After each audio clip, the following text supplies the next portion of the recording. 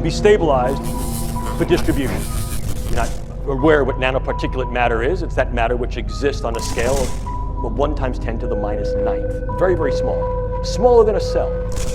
And we can manufacture materials that have discrete properties that can be controlled by virtue of bioengineering and their physical chemistry. I can create small robotic units, controllable robotic units at the nanoscale.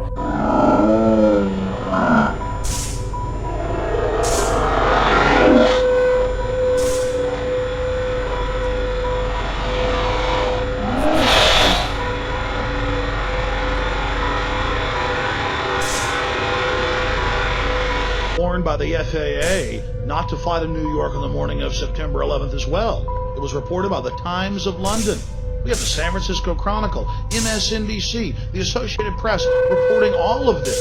But still, the average American has been kept in the dark because it's never made the nightly news, and it's certainly never been talked about by Michael Moore.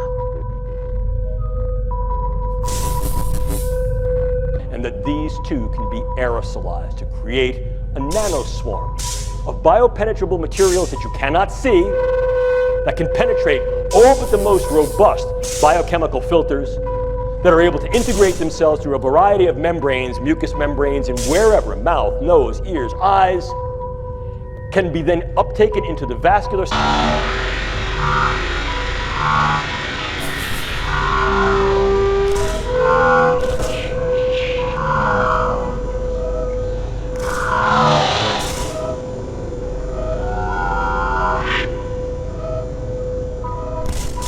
And there was no mention of the fact that NORAD stood down for the first time in its 50-year history. To their credit, something that Michael Moore and the mainstream media did get right was that in the 3 days after September 11, 2001, over 160 members of Osama bin Laden's system to create clumping, can affect the vascular system of the brain, or can directly diffuse into the brain space, and these can be weaponized. And they can be done in such a level that their presence is almost impossible to detect, and as such, the attribution becomes exceedingly difficult to demonstrate. We've come to the precarious position of open.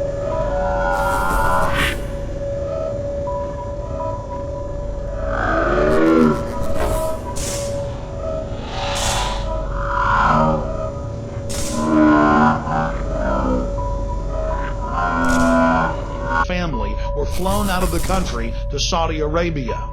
This at a time when all commercial and private air traffic was grounded by the Pentagon. But that wasn't the only airlift. Seymour Hersh first broke the story at the New Yorker magazine about the airlift of evil. It was then picked up by major publications, but, well, forgotten. Opening the proverbial can of worms of if, how, in what ways, to what extent, and when these techniques and technologies will be used in weaponized intelligence and national security agendas. Are civilian ethics even viable any longer? And if we engage military ethics, what military ethical principles will we...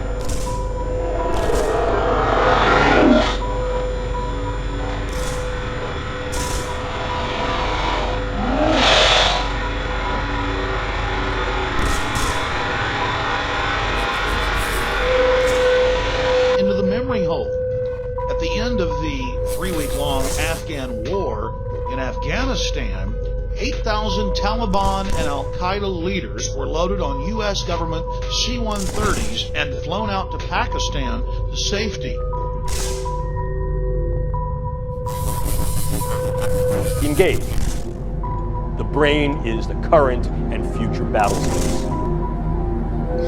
This technology can also be used to manipulate the emotions of the target. It can induce fear, love, hate. It can cause you to be nervous.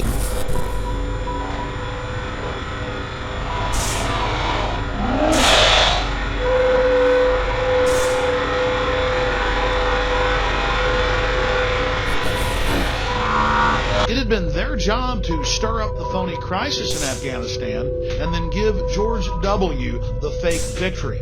You see, it was a staged war. And this is one of the other big smoking guns of 9/11 government involvement that we're all supposed to forget about. Oh, the government admits they flew him out to safety, but Fox News said it was an accident. Yes, 8,000. It can cause you to be confident. It can cause you to be depressed. It can cause you to be happy. It can cause you to feel any fucking emotion at any time by artificially inducing them. This technology can be used to beam images and even motion.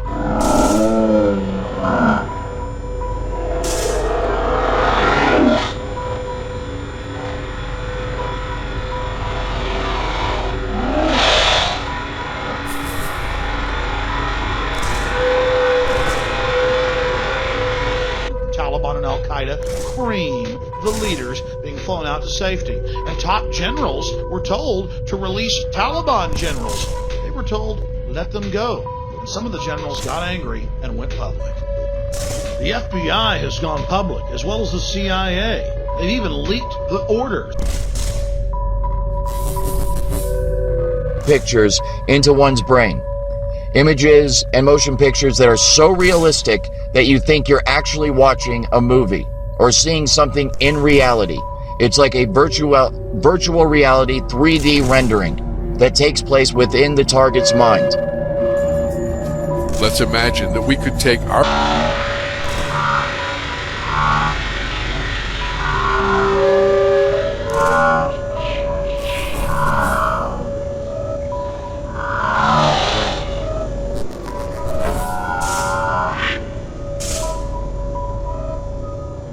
like W199I, where George Bush ordered them to back off Osama bin Laden and his family.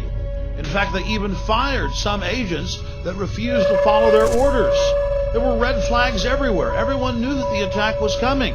That's why so many public officials didn't go.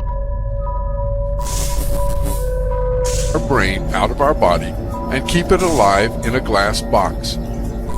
Then let's get a computer filled with information related to a particular setting, such as image, sound, and smell.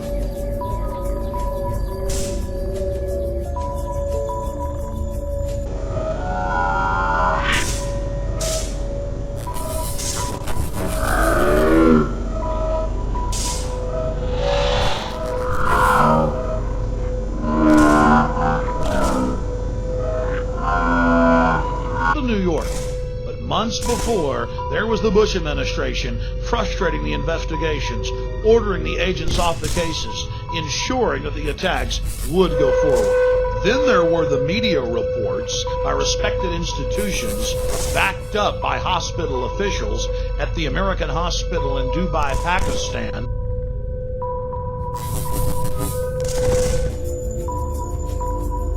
We'll connect this computer to the brain with electrodes and send the pre-recorded data to the brain. As our brain receives these signals, it will see and live the setting that the computer is transmitting.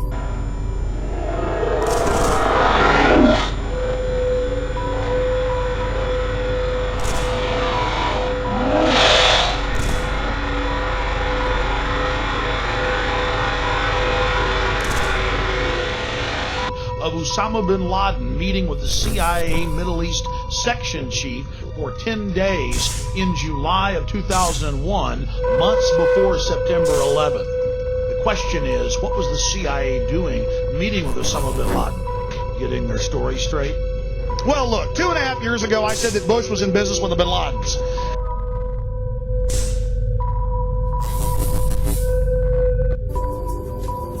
We could also send signals to the brain from this computer about our own image.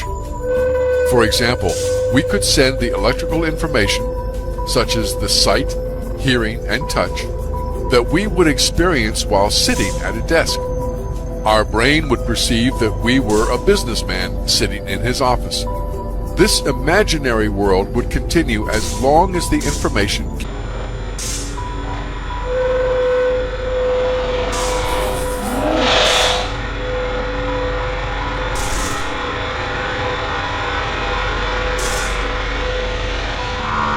Now, FBI agents have gone on C-SPAN and said it. Okay? I mean, it was in the Miami newspapers that they were flying the bin Ladens out. And I'd read it on my radio show, and people call it a conspiracy. It was in the Miami newspapers 2 days after 9/11. They got kept coming from the computer, and we would never realize that we were actually a brain sitting in a glass box. Our reality is increasingly being manipulated and mediated by technology to a point that it's merging, it's blending. And I think people are starting to feel it. Possible that a simulation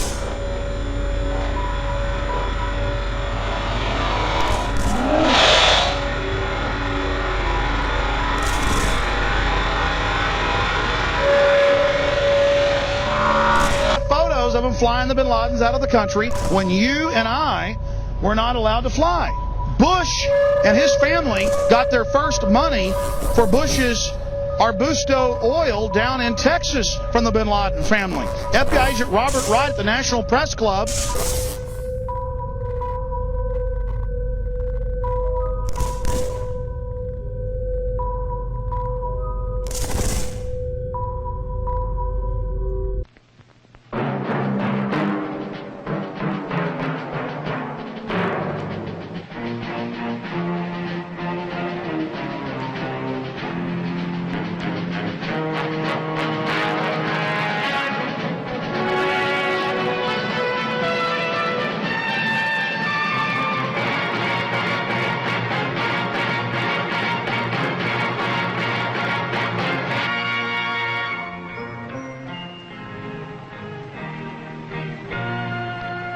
Some people have a deep, abiding respect for the natural beauty that was once this country. And some people don't. People start pollution. People can stop it. Write for Pollution Booklet, Box 1771, Radio City Station, New York.